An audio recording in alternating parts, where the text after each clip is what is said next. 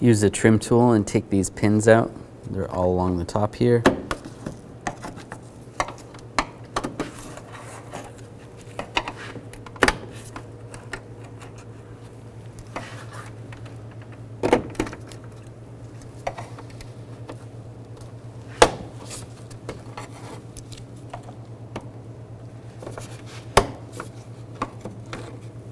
Underneath the vehicle, you may have a shield that's right here. This vehicle doesn't have it. You're gonna have to take that shield off.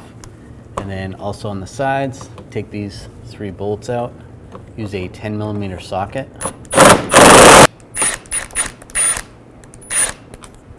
Take those bolts out. And do the same on the other side. If you need to gain more access, you could pull the wheel off and pull this whole inner fender well out. There's some push pins on the inside, but you don't need to. Just slide this inner fender well back. Just like this. You want to gain access to this bolt right here. Take this bolt out with a 10mm socket. Just like that. With this side marker right here, you can take the socket out. Just grab the socket and slide it out. Leave that like this. Just grab the bumper and just slide out. It should snap in. Then you're going to do the same on the other side. Because the way the bulb twists on the driver's side, you might want to take this light out.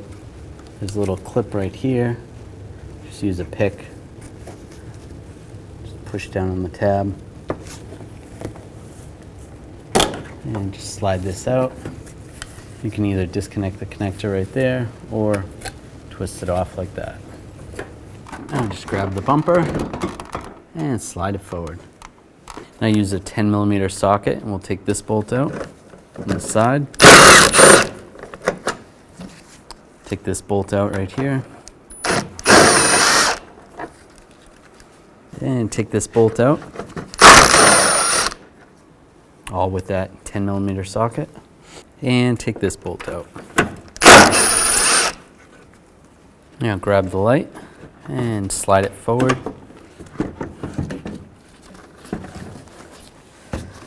Disconnect the connector right here.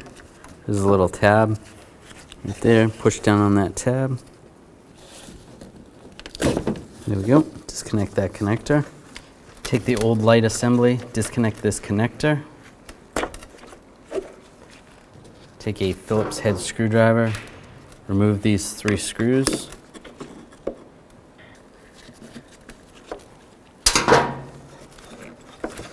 Now carefully slide this ballast out. This HID module, basically. I'm gonna flip this over. You need to remove that screw. Be careful, don't tug on the wire too much.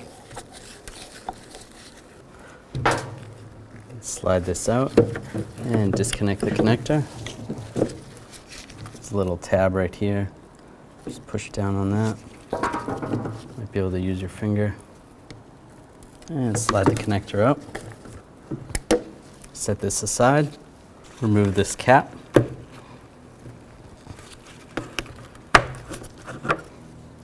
This is where the HID bulb is.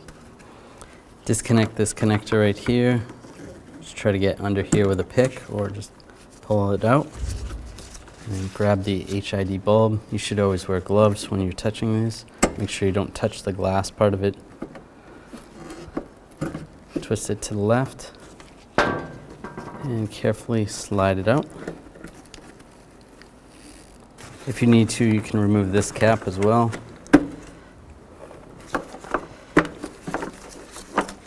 Disconnect the connector on the bulb. And you can reach in here and feed the wire.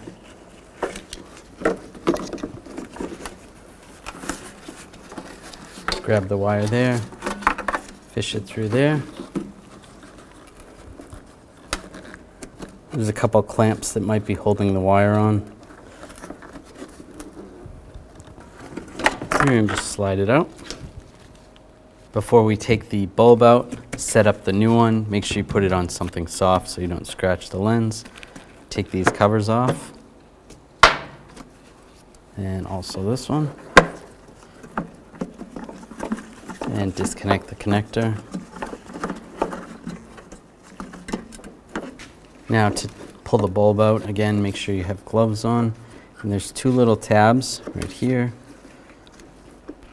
Push those together to unlock them. And this hinges back, just like that.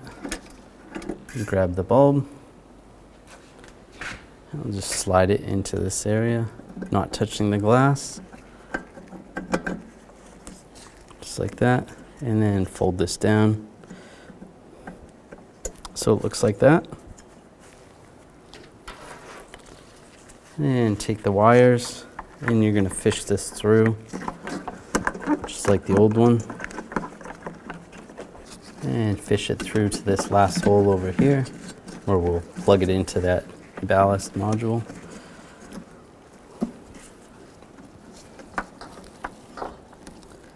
And there's some pins. You want to line the pins up.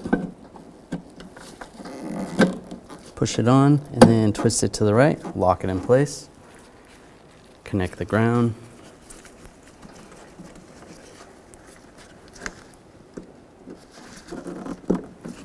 Looks good right there. If you can try to slide this wire back into position where it's clipped in, that would be good. Now take this, the ballast, and plug it in.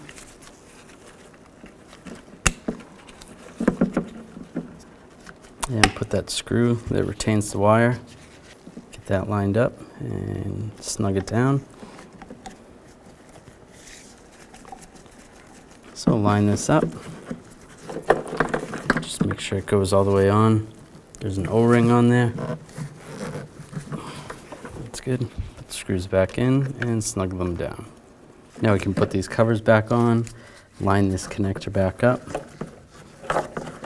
and push it on the bulb.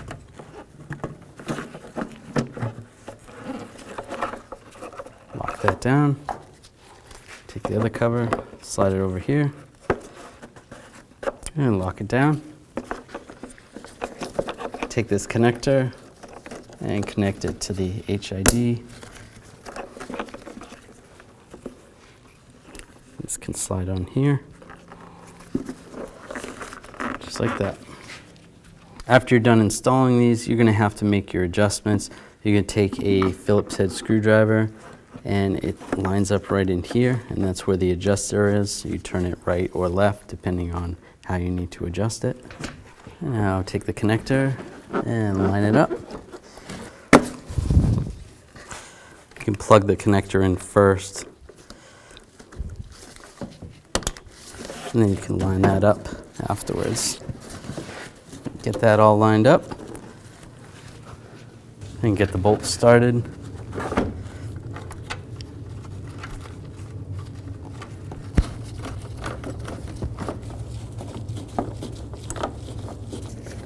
And once they're all lined up, then snug them all down. Now do the same on the other side, and we can put the bumper cover on.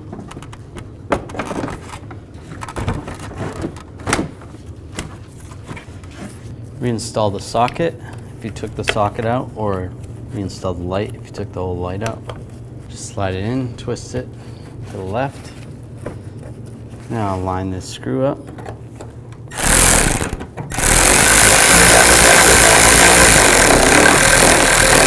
Snug that down. And you can push the inner fender well back in.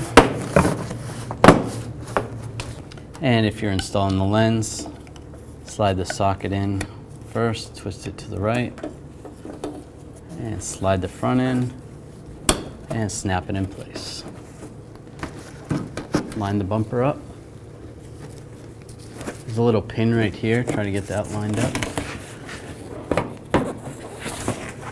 And put the screw in, and snug it down. From underneath, take all these bolts, put these bolts back in, and snug them down. Then if you had this panel right here, re-secure that, put that back on. Now I'll put these push pins back in and secure them down.